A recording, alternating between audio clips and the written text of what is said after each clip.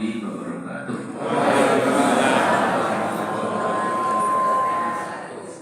Innal hamdalillah nahmaduhu wa nasta'inuhu wa nastaghfiruh wa na'udzu billahi min syururi anfusina wa min sayyiati a'malina. May yahdihillahu fahuwal muhtadi wa may yudlil fala tajida lahu waliyyan mursyida. Asyhadu an la ilaha illallah wahdahu la syarika lah yaqulul haqq wa yahdis sabil. Wa asyhadu anna sayyidana wa nabiyyana wa qaidana wa mu'allimana wa habibana Muhammadar Rasulullah balagha risalah wa atal amanah wa nasahal ummah wa kashfal ummah wa jahada bil haqqi hadi wa salli wa sallim wa barik ala sayyidina Muhammad wa ala alihi ajmain. Amma ba'd. Ibu, bapak, saudara, adik-adik yang saya hormati, saya cintai, yang dimuliakan Allah. Jadi ini tanggal 14 Rabiul 1445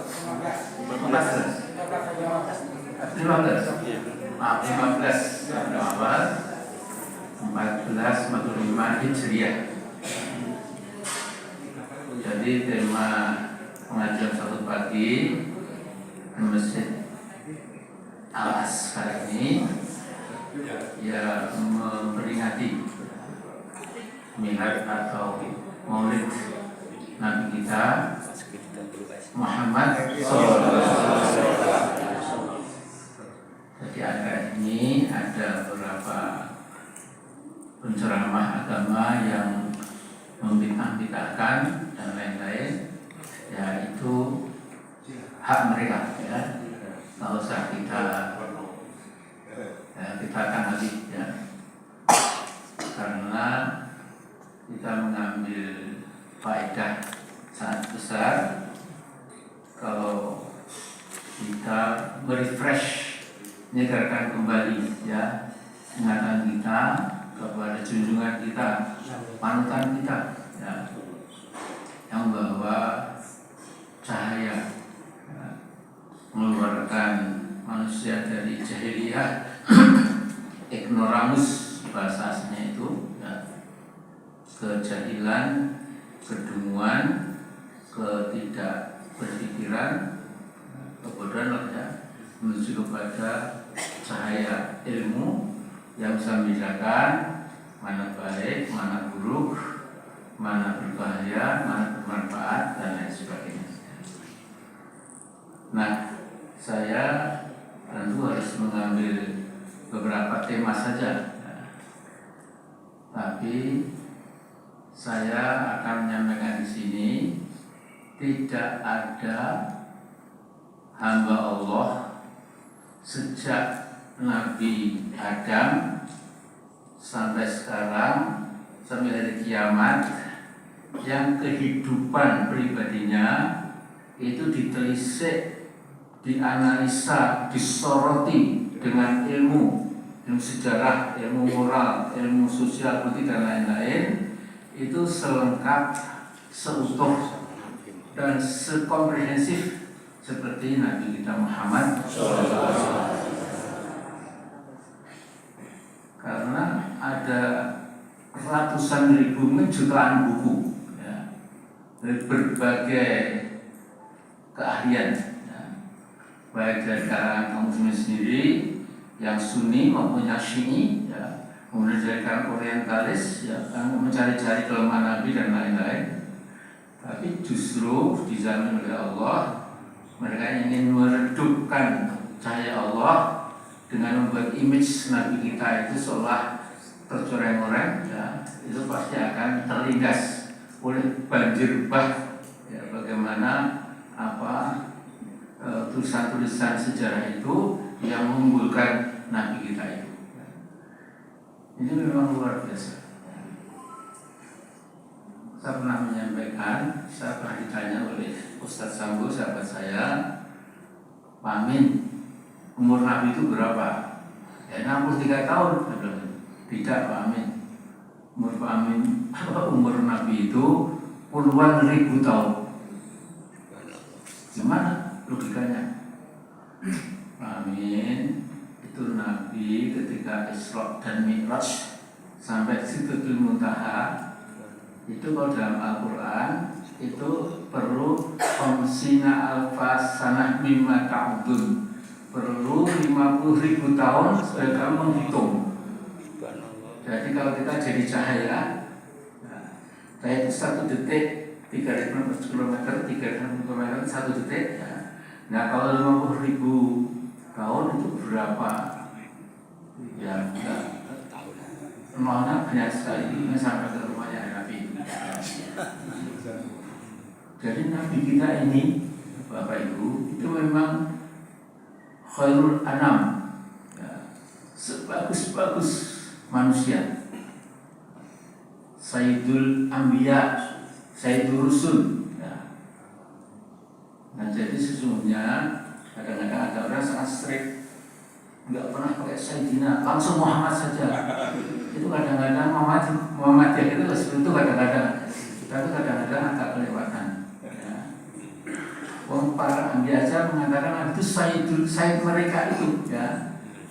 Nabi Adam sampai Nabi Ibrahim, Nabi Ismail, Nabi Isa, Al-Masih dan lain-lain itu ketika ketemu Nabi waktu Isra Mi'raj itu mengatakan kamu belakangan ya, tapi kami ini penghulu kami adalah engkau Muhammad.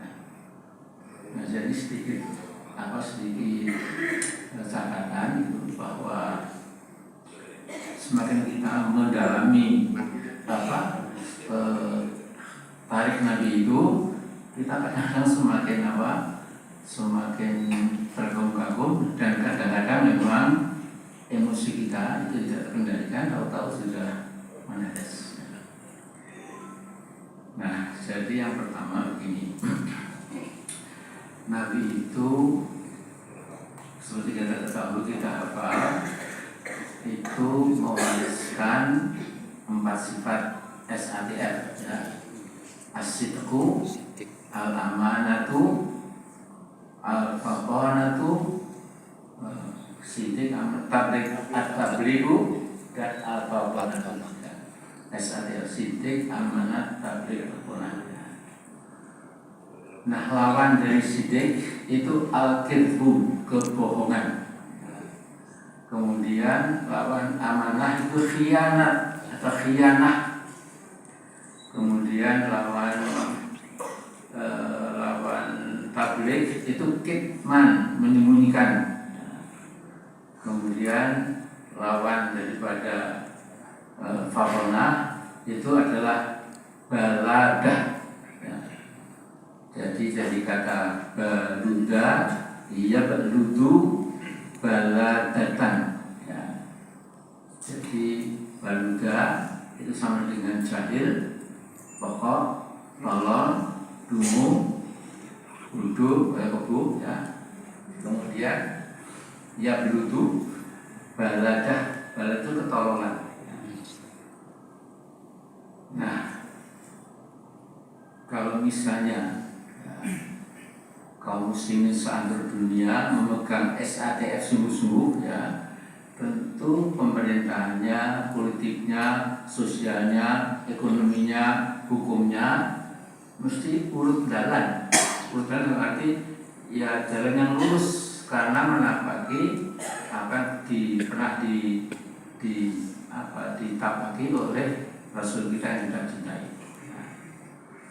Tapi kita juga melihat ya, dunia Islam sebagian maupun umat manusia di berbagai negara itu kadang-kadang memilih pemimpin yang kelihatannya pintar tapi sebenarnya pokok ya.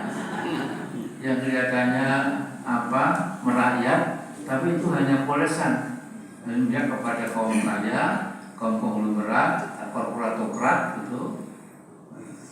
Kelihatannya pelongo-pelongo seperti orang bodoh, tapi sesungguhnya dia agak pintar ya, dalam arti dia melayani kepentingan agniya, orang-orang yang ghani, aqwiya, orang-orang yang qawi, yang kuat ya. Nah, jadi ini satu hal yang perlu kita catat ya. Sehingga waktu kecil saya SD kelas 5 itu tahun 55, long time ago ya. Itu saya masih melihat di Kepatihan Kulon, di mana bapak ibu saya membesarkan saya, itu ada pengajian Muhammadiyah, pengajian SATF Kepatihan Kulon, ranting gerombolan Muhammadiyah. Dulu ranting itu istilah gerombolan. Karena gerombolan sekarang orang pemberontak gerombolan. Nah, jadi saya masih ingat itu. Almarinya juga masih almari yang bagus itu, ya, pakai kata tengahnya itu, ya. Itu juga almari ranting almari gerombolan Muhammadiyah Kepatihan Kulon. Ya. Nah, yang kedua, Nabi kalau diperhatikan, ya, itu memang tujuan dari beragama itu memang sebisa-bisa mungkin itu membangun sebuah kekuasaan yang melindungi agama itu. Ya. Jadi seperti Islam berkembang di Cina sulit karena kekuasaannya itu Islamofobia. Ya. Kita mengembangkan Islam di Soviet Uni itu juga berat sekali karena paling kekuasaan itu bukan tidak aja ramah, ya, tetapi sangat memusuhi. Ya. Nah, jadi perhatikan Nabi berhijrah ke Madinah itu, ya Yathrib dulu namanya, ya, itu memang dimaksudkan antara muhajirin yang datang dari Makkah ke Madinah itu dan Al-Ansor, ya, yang menolong, ya, berpadu untuk apa? Untuk membangun sebuah payung kekuasaan. Untuk apa? Melindungi agama Allah. Nah, jadi negeri kita ini ada manusia-manusia yang kejangkitan anti-Islam, Islamofobi itu, misalnya ya mengatakan Islam tidak begitu penting, agama itu pilihan individu, jangan sampai dikokohkan sebagai ajaran yang diwajibkan dan lain-lain. Nah, jadi